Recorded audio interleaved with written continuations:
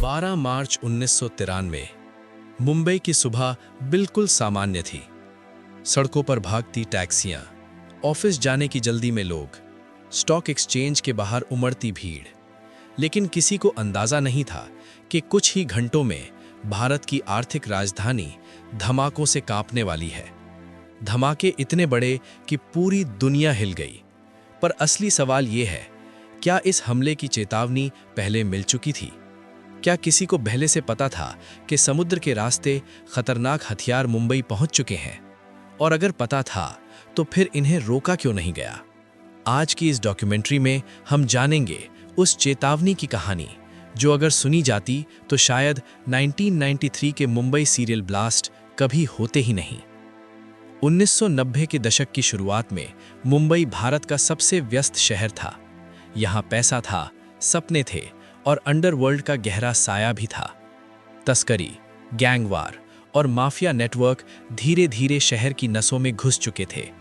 समुद्र के रास्ते सोना, ड्रग्स और हथियारों की तस्करी पहले से चल रही थी। लेकिन 1993 से कुछ महीने पहले खुफिया एजेंसियों को एक अलग तरह की सूचना मिलने लगी। एक दिन कस्टम्स अधिकारियों को एक संदिग्ध सूचना मिली। सूचना ये थी कि अरब सागर के रास्ते कुछ जहाज भारत के तट की ओर बढ़ रहे हैं। इन जहाज़ों में सोना या ड्रग्स नहीं, बल्कि हथियार और विस्फोटक होने की आशंका थी। ये खबर तुरंत खुफिया एजेंसियों तक पहुंचाई गई। अब मामला सिर्फ तस्करी का नहीं था, ये राष्ट्रीय सुरक्षा का मामला बन चुका था। कुछ ही दिनों में इंटेलिजेंस ब्यूरो को भी एक अलग स्रोत से लगभग वही जानकारी मिली। रिपोर्ट में लिखा था, कुछ तस्कर पाकिस्तान और दुबई से जुड़े नेटवर्क के साथ भारत में बड़ी मात्रा में हथियार लाने की तैयारी कर रहे हैं। इन हथियारों में शामिल हो सकते थे AK-47 राइफल, हैंड ग्रेनेड और शक्तिशाली विस्फोटक। अगर ये सच होता तो इसका मतलब था देश के अंदर एक बड़े हमले की तैयारी। जनवरी 1993 की एक रात महाराष्ट्र के रायगढ़ तट के पास एक छोटी नाव धीरे धीरे किनारे की ओर बढ़ रही थी। रात गहरी थी, समुद्र शांत था और तस्करों को विश्वास था कि कोई उन्हें नहीं देख रहा। नाव से लकड़ी के बक्से उतारे गए, लेकिन इन बक्सों में सोना नहीं था। इनमें छुपे थे RDX विस्फोटक, AK-47 और गोला बारूद। यही हथियार कुछ हफ्तों बाद मुंबई की सड़कों पर मौत बनकर फटने वाले थे। अब सवाल उठता है, अगर खुफिया एजेंसियों को इतनी जानकारी मिल चुकी थी तो कार्रवाई क्यों नहीं हुई? असल समस्या थी समन्वय की कमी। कस्टम्स, पुलिस और खुफिया एजेंसियां सभी के पास जानकारी का एक एक हिस्सा था, लेकिन इन टुकड़ों को जोड़कर पूरी तस्वीर किसी ने नहीं देखी। उधर मुंबई के अंडरवर्ल्ड में एक बड़ी योजना बन रही थी। ये सिर्फ एक गैंग वॉर नहीं थी, ये एक संगठित आतंकी हमला था।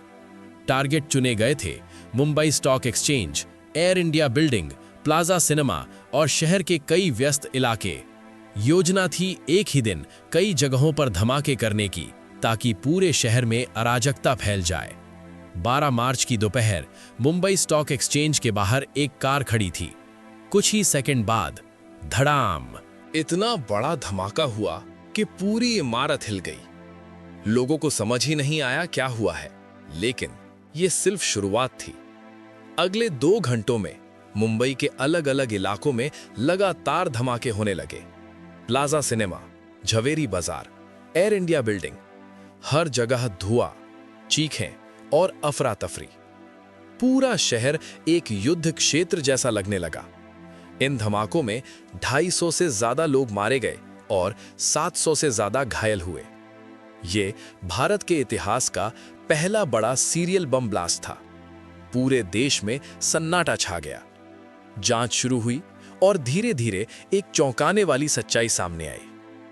जांचकर्ताओं को पता चला कि जिन हथियारों से यह हमला किया गया, वे कुछ महीने पहले समुद्र के रास्ते भारत लाए गए थे और इसकी चेतावनी पहले ही मिल चुकी थी। अगर उस समय सूचनाओं को गंभीरता से लिया जाता, एजेंसियों के बीच बेहतर समन्वय होता, तो शायद इन हथियारों को समुद्र किनारे ही पकड़ लिया जाता और शायद मुंबई के 250 लोग आज जिंदा होते। 1993 के मुंबई ब्लास्ट सिर्फ एक आतंकी हमला नहीं थे, ये एक सबक था कि सुरक्षा एजेंसियों के बीच जानकारी साझा करना कितना जरूरी है। आज भारत की सुरक्षा व्यवस्था काफी मजबूत हो चुकी है, लेकिन इतिहास हमें हमेशा याद दिलाता है कि कभी-कभी एक छोटी सी चूक सैकड़ों जिंदगियां बदल देती है। अगर आपको ऐसी सच्ची और रहस्यमयी कहानियां पसंद है, जहां इतिहास के छुपे हुए सच सामने आते हैं, तो इस चैनल को सब्सक्राइब जरूर करें, क्योंकि अगली डॉक्यूमेंट्री में हम बताएंगे भारत के इतिहास की एक और अनसुनी कहानी। मिलते हैं अगले वीडियो में।